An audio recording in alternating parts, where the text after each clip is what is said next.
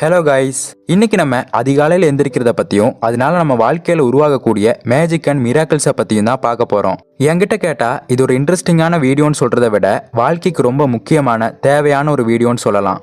அதிகாலையில் எந்திரிக்கிறத பற்றி பேசாத ஆட்களே இருக்க மாட்டாங்க. எந்த ஒரு நல்ல விஷயம் செய்யறதா இருந்தாலும் காலையில் சீக்கிரமாக எந்திரிச்சு ஆரம்பிக்கணும் அப்படின்னு சொல்லி கேட்டிருப்போம். ஆனால் இன்னைக்கு இருக்கக்கூடிய ஜென்ரேஷன் பார்த்தீங்கன்னா தூங்குறதே காலையில தான். சில பேர் பார்த்தீங்கன்னா நைட் கண் முழிச்சு வேலை பார்க்கக்கூடிய ஆட்களாக இருப்பாங்க. அந்த மாதிரி நபர்களுக்கு வேற வழியே கிடையாது.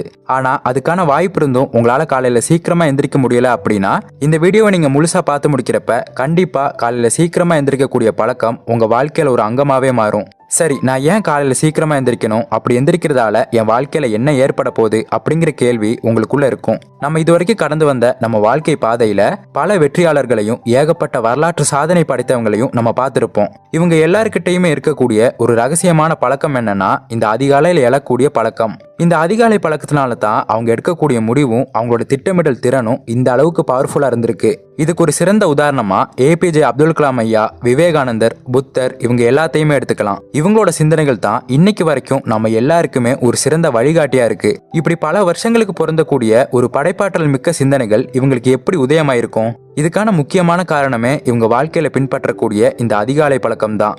சரி, இந்த அளவுக்கு இந்த அதிகாலையில என்னதான் நடக்குது? மனித மூளைக்கு சில அதிர்வெண்கள் இருக்கு. அது alpha, beta, gamma, theta, delta இப்படின்னு சொல்லுவாங்க.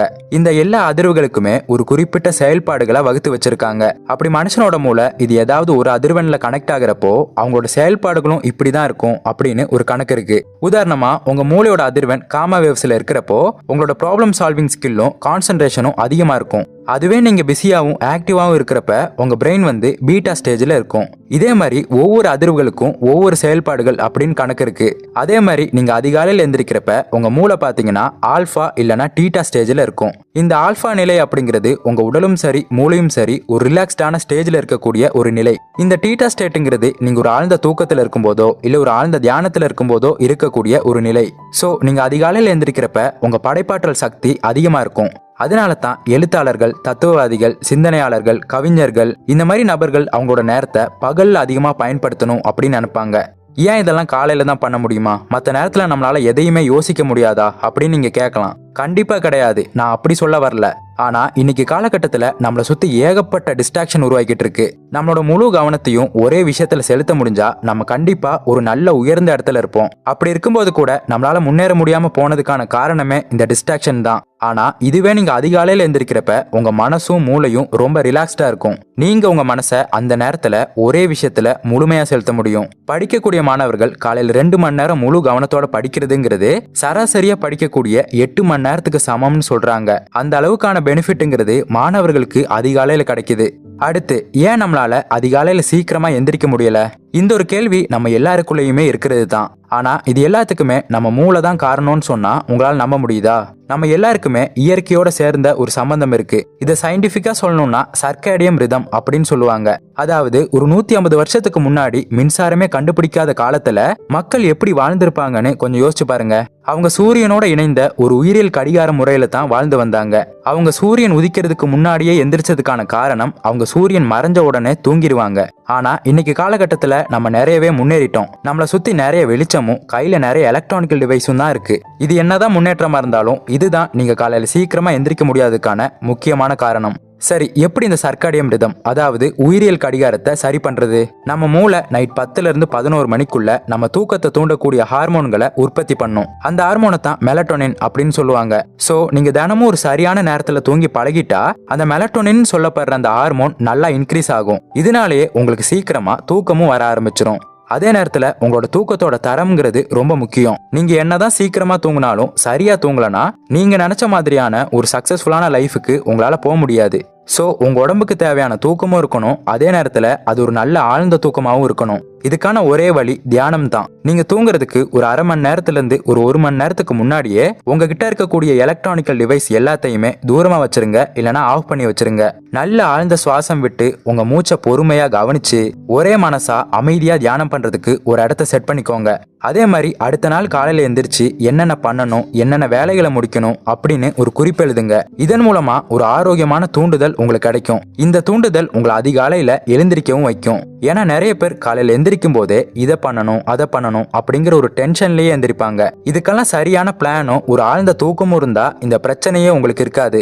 சோ உங்களோட தரமான தூக்கம்ங்கிறது ரொம்ப முக்கியம். காலையில் எந்திரிச்ச உடனே நீங்க செய்யறதுக்கான ஒரு உத்வேகமான செயலுங்கிறது ரொம்ப முக்கியம். உதாரணத்துக்கு நீங்க காலையில் எக்ஸசைஸ் பண்றதா இருந்தா என்ன எக்ஸசைஸ் பண்ணணும், எவ்வளவு நேரம் பண்ணணும், அதனால உங்களுக்கு கிடைக்க போற நன்மைகள் என்ன, இது எல்லாமே ஒரு தெளிவான திட்டமா உங்க கையில இருக்கணும். சில பேர் காலையில் எந்திரிச்சதுமே போன்ல மெசேஜ், வாட்ஸ்அப், இன்ஸ்டாகிராம் இந்த மாதிரியான விஷயங்களுக்கு பழக்கப்பட்டிருப்பாங்க. சோ இதுல இருந்து நீங்க வெளியே வரணும்னா கொஞ்சம் கஷ்டப்பட்டு தான் கொஞ்சம் கொஞ்சமா வெளியே வர முடியும். சோ உங்க லைஃப்ல நீங்க முன்னேறணும், ஒரு நல்ல இடத்துக்கு போகணும் அப்படின்னா தொடர்ந்து கஷ்டப்பட்டு உங்களை நல்ல பழக்கத்துக்கு வழக்கப்படுத்திக்கோங்க.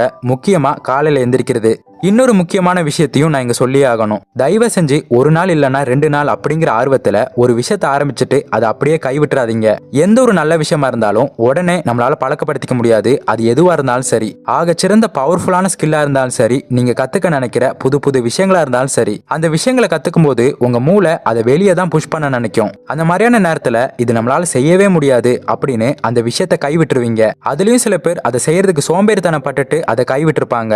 ஆனா இது எல்லா தடைகளையுமே தாண்டி யார் அந்த செயலை செய்யறாங்களோ, யார் அந்த செயலுக்கு மூழ்கி இருக்காங்களோ அவங்களால மட்டும்தான் அந்த விஷயத்தை கத்துக்க முடியும். அவங்களால மட்டும்தான் அவங்க வாழ்க்கைக்கான ஒரு வெற்றியை தேடிக்க முடியும். அடுத்து பிரம்ம முகூர்த்தத்தின் ரகசியம். பிரம்ம முகூர்த்தம்னா என்ன, ஏன் பிரம்ம முகூர்த்தத்துல எந்த விஷயமா இருந்தாலும் செய்யணும்னு வேத சாஸ்திரங்கள் சொல்லுது. அப்படி இந்த பிரம்ம முகூர்த்தத்துல என்னதான் நடக்குது? பொதுவா இந்த பிரம்ம முகூர்த்தம் காலையில 3:30 மணிக்கு ஆரம்பிக்கிறதா சொல்லப்படுது. ஒருவேளை நீங்களும் இந்த இயற்கையோட ஒத்து போன வாழ்க்கையை வாழ விரும்புறீங்களா? சோ தினமும் காலையில் 3:30 மணிக்கு உங்க நாள் ஆரம்பிங்க. சூரியன் உதயமாகிறதுக்கு 2 மணி நேரத்துக்கு முன்னாடி இருக்கக்கூடிய நேரம் தான் இந்த பிரம்ம முகூர்த்த நேரம்னு சொல்றாங்க. இந்த நேரத்துல பிரபஞ்ச சக்தி இந்த பூமி மேல அதிகமா இருக்குமா. ஒவ்வொரு மனுஷனும் இயங்குறதே இந்த பிரபஞ்ச ஆற்றல் மூலமா தான். இதனாலேயே காலை நேரத்துல நேர்மறையான சக்திகள் அதிகமா கிடைக்கிறதுனால நம்ம முன்னோர்கள் அந்த நேரத்துல எந்த நல்ல விஷயமா இருந்தாலும் நம்மள செய்ய சொல்லியிருக்காங்க.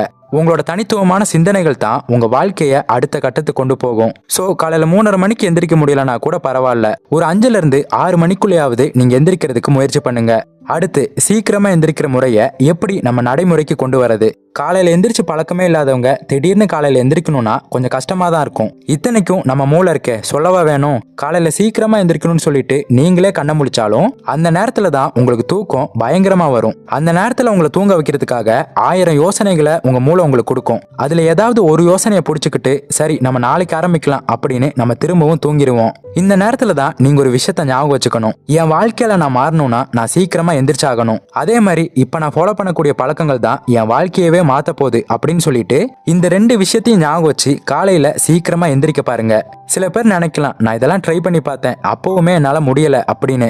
நீங்க உங்களை காலையில சீக்கிரமா எந்திரிக்க பழக்கப்படுத்திக்க ஒரு நல்ல ஐடியாவை நான் சொல்றேன். எந்த டைம்ல எந்திரிக்கணும் அப்படின்னு ஒரு டைம் செட் பண்ணிருக்கீங்களோ அந்த டைமை ஒரு டார்கெட்டா மாத்துங்க. ஃபார் எக்ஸாம்பிள், நீங்க காலையில 5 மணிக்கு எந்திரிக்கணும்னு நினைக்கிறீங்க, ஆனா 7 மணிக்கு தான் எந்திரிக்க முடியுது அப்படின்னா அடுத்த 21 நாளைக்கு 7 மணிக்கு பதிலா 6:30க்கு எந்திரிங்க.